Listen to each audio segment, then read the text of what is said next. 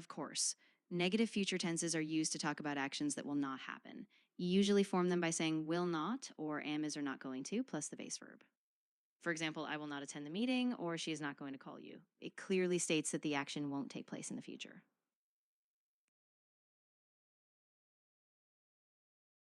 You're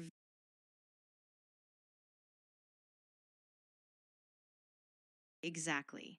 It's a direct way to tell someone that you don't have plans or intention to do something in the future. It keeps things clear and straightforward.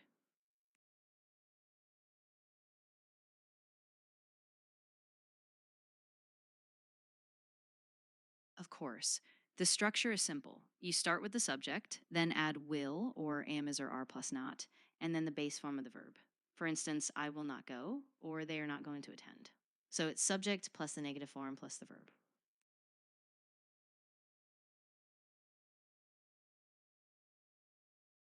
Exactly. So you would just add whatever action you're talking about. For instance, I will not go to the event or I will not finish the project by Friday.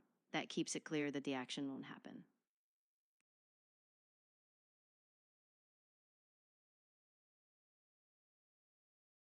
Sure, for a real situation, imagine you have a work deadline. You might say to your manager, I will not be able to submit the report by tomorrow, but I will finish it by Monday.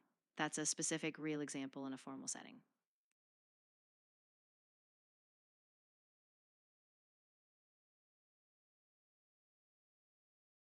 Of course, I'd be happy to explain. What would you like to know about polite requests? How to form them, when to use them, or maybe some examples?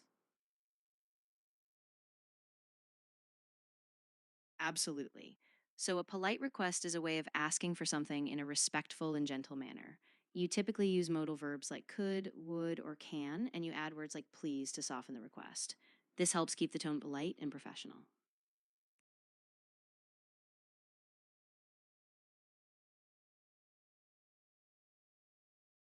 Not every single time, no. In casual or familiar settings, it's okay to be more direct. But in formal, professional, or when you're talking to someone senior, it's a good practice to use polite requests to keep the tone respectful.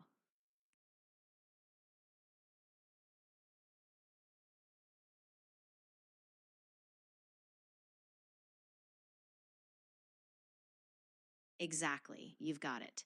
It's especially useful in formal situations, business settings, or when you're speaking to someone with more authority or age. So you keep the tone polite and respectful.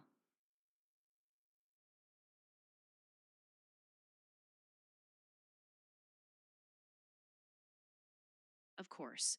Imagine you're emailing a manager and you say, could you please approve my time off request by the end of the day?